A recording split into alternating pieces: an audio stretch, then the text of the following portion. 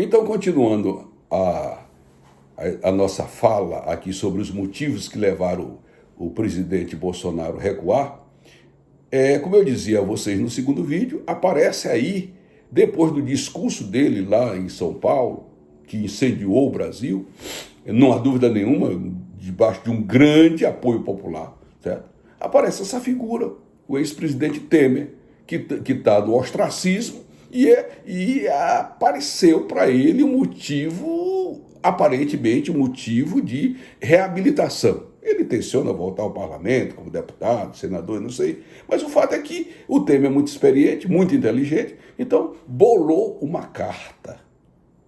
Que, na verdade, essa carta, quando o Bolsonaro vai e diz lá na mídia, aí nas redes sociais, olha, eu acrescentei alguma coisa, não acrescentou nada. Ele não acrescentou nada. Ele simplesmente, naquele momento de dor, né, e de pressão, principalmente dos seus, que as pressões, meus irmãos e meus amigos, que mais nos incomodam são as pressões internas, as pressões que nós sofremos dentro da nossa casa. Né?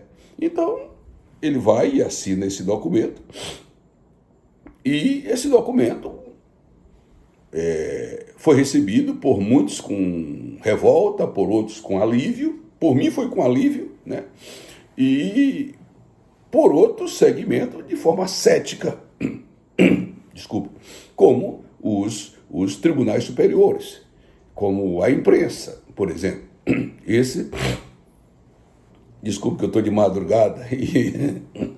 Então esses entes, o judiciário, a imprensa, receberam com certo ceticismo essa mensagem presidencial, né? Porque ele já sabe que o presidente da República é um cara intempestivo, né?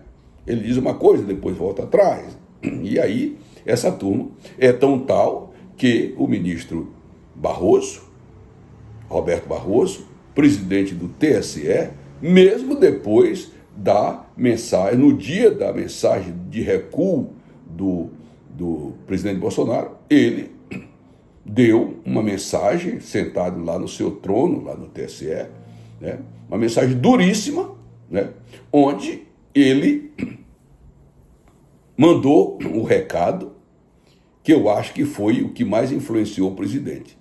Ele, parafraseando de forma negativa e de forma maligna, porque ninguém pode criar, aumentar, alterar e principalmente adulterar a Bíblia Sagrada, certo? Com mensagem, com palavras, porque a palavra de Deus não pode ser adicionada, nem pode ser reduzida. É a palavra de Deus. Me chamou a atenção quando ele parafraseando negativamente João, ele disse: conhecereis a mentira e ela te aprisionará. Preste bem atenção, ela te aprisionará. Ali não podia ser mais claro do que aquilo que ele disse, o que ele faria, o que eles fariam com o presidente da República. Né? Bolsonaro ia à frente, ia para o tranco, sem apoio militar suficiente, dava com os burros na água, eles colocavam ele fora do poder, através de um processo de impeachment, apressaria esta CPI para dar um relatório de base aí, né, um processo de impeachment, e depois prendiam o ex-presidente da República. Sem dúvida nenhuma, era isso que ia acontecer. Porque o judiciário, ele diferentemente, alguém até diz que ele não é poder, porque ele não emana do povo, o judiciário, diferentemente do poder político, ele é perene. A vitaliciedade que tem os membros do Poder Judiciário no Brasil, a vitaliciedade é suficiente para ele esperar o tempo que for possível para se vingar. Enquanto o político tem 2, 3 anos, 4 anos, 8 anos, como senadores, tal, certo? Eles têm a vida toda. E eles não têm pressa de esperar o momento certo para dar o troco. E isso aí o Bolsonaro percebeu, e se apressou, né, em assinar esta carta, que efetivamente criou aí uma série de interrogação. Mas como essa carta foi recebida também, o judiciário recebeu ceticamente, a imprensa recebeu ceticamente, e me chama a atenção também a parada da Rede Globo. A Rede Globo não está batendo tão forte como estava, ela bateu mais de 2 anos aí, Bolsonaro, noite e dia, né? Quando ela não tinha assunto para Bolsonaro, ela criava um assunto para a ex-mulher de Bolsonaro, a empregada doméstica de Bolsonaro, o amigo de Bolsonaro, ou a primeira-dama, os parentes da primeira-dama. Ela queria ter alguma coisa para bater no presidente da República diariamente. E, de repente, a Globo deu uma recuada.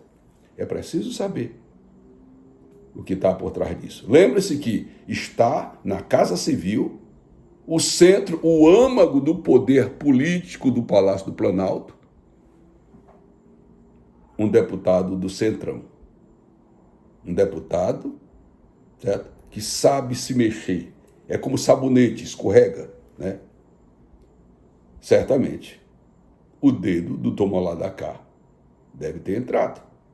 Alguma aguinha deve ter corrido aí no reguinho da Rede Globo para ela dar esse recuo. Mas os mercados. Porque os mercados, que são esses chamados mercados? Na verdade, são os capitais especulativos que tem no Brasil, que dão sustentação a gente, né? Já que a gente não produz o que come, então tem que estar pegando dinheiro emprestado das pessoas. São pessoas que investem no Brasil, porque o juro aqui é mais alto do que o juro europeu, do que o juro americano. Certo? Mas eles, no momento em que eles olham que há um temor de uma ruptura institucional, eles tiram o dinheiro deles. E tirando o dinheiro deles, falta capital de giro para o Brasil, né, tocar a sua economia diariamente. Então, os mercados agiram mal, dólar, né, subiu, bolsa despencou, e todo mundo foi aquela coisa terrível, todo mundo chegou Outra coisa que também faltou ao Bolsonaro, que tinha em 1964, foi o apoio dos empresários. A famosa Fiesp, né, Federação das Indústrias de São Paulo, que ela foi decisiva também no golpe de 64, ou no regime de 64, ela também não chegou ao presidente. Então, o presidente da República, ele não teve outra alternativa. Aí o pessoal diz que ele agiu como um grande chefe de Estado. Eu não discordo. Mas ele agiu também para livrar sua própria pele. Isso não há dúvida nenhuma. Mas ele agiu como chefe de Estado, sim. Eu me lembro que nós tivemos na história, por exemplo, Dom Pedro II, né, que foi o maior líder político que nós tivemos, né, um homem que governou o Brasil 50 anos e terminou seus dias num hotel pago pelas pessoas, pelos amigos, porque não roubou. Né? Não roubou o Brasil. Né? A gente até lamenta a Globo fazendo uma novela agora às 6 horas, distorcendo o que foi a imagem de Dom Pedro II, não de Dom Pedro I, de Dom Pedro II. E Dom Pedro II também fez um ato parecido com o Bolsonaro. Os militares deram um golpe nele, porque esse golpe dos militares que deram do imperador foi um conjunto, Igreja Católica, né, os militares, os senhores de escravos, né, então todo mundo se juntou para derrubar Dom Pedro II, evidentemente, pelo fato de terem libertado os escravos sem indenização e outras coisas, crise com a Igreja Católica e etc., crise com os militares, certo? Ele velho, não aceitava a filha dele para ser imperatriz, que era uma mulher, uma série de coisas, certo? Então, quando obrigaram o imperador, eles obrigaram o imperador a partir de madrugada, porque ele era muito popular. Eu lembro a vocês, o Bolsonaro é popular, mas Dom Pedro II era muito mais popular do que Bolsonaro. Mas foi desafiado do poder de madrugada, com medo os militares com medo da reação do povo, mas ele, para não haver derramamento de sangue, que ele podia simplesmente, foi aconselhado ir para Petrópolis, ir para Minas Gerais, reagir, porque ele tinha o país todo a favor dele. Né? O golpe de 1889 tinha cerca de 100 e poucas pessoas no centro do Rio de Janeiro. Né? O povo assistiu bestializado, disse o escritor da época. Né? Mas ele, como chefe de Estado, como grande estadista, não quis derramar sangue do povo brasileiro. A mesma coisa deve ter acontecido com o Jair Bolsonaro. Ele enfrentar agora uma batalha dessa, com o exército, a Força Armada dividida, né? Ele ia derramar sangue do seu povo, certo? E não ia resolver o problema do povo brasileiro, porque, como disse, as nações, hoje, os Estados Unidos hoje é esquerdista.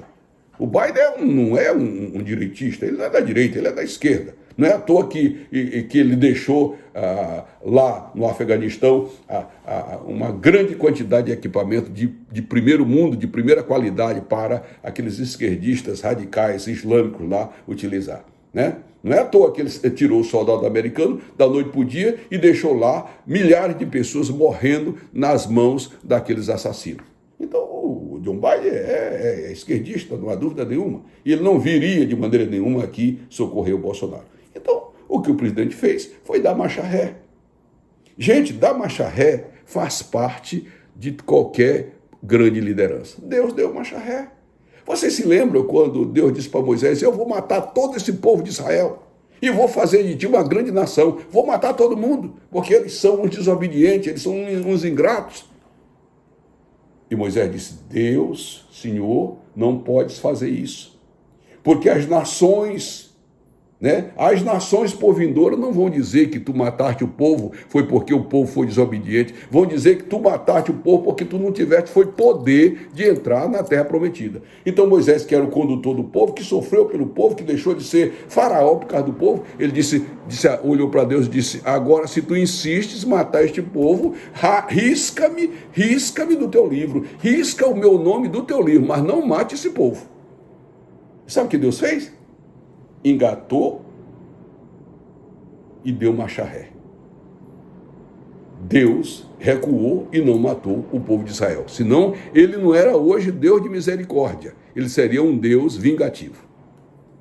Então, eu sei que o presidente da República frustrou muita gente, mas é necessário, um grande líder tem que saber recuar, senão ele não é líder. Um grande líder não sacrifica a vida do seu povo, o sangue do seu povo, por causa de um capricho pessoal. Principalmente quando desse confronto não resulta paz, não resulta prosperidade, não resulta vantagem nenhuma para a população. Então, eu diria aos irmãos, àqueles que me ouvem, a decisão do presidente da República, pode alguém dizer que foi covarde, pode dizer que não foi. Eu digo sempre, os medrosos viveram 100 anos. E os corajosos morreram jovens. Mas era necessário que isso assim fizesse, porque ele não fez o jogo da esquerda, porque ele ia passar para a história como um golpista, como dizem aí, né? Como suicida, e principalmente um suicida que morreu junto com a sua própria atitude. Então, ele fez o que tinha que ser feito, o que era possível fazer no momento, e se é estratégico ou não, eu fui militar, eu sei que dentro da caserna tem estratégias, né? Se isso é uma estratégia ou não, só o tempo vai dizer. Mas o que eu quero dizer é o seguinte: não acho o Bolsonaro perfeito, não gosto das atitudes como ele se dirige ao povo, à nação, da intempestividade, mas é a personalidade dele. Eu prefiro ainda um homem afoito, um homem intempestivo, do que um homem desonesto. O nosso Brasil precisa de paz, de estabilidade. Esse país que é um celeiro do mundo, que é a terceira democracia do mundo, precisa com certeza continuar. Eu acredito no meu país, eu acredito no meu Brasil. Grande abraço a todos e até uma nova oportunidade.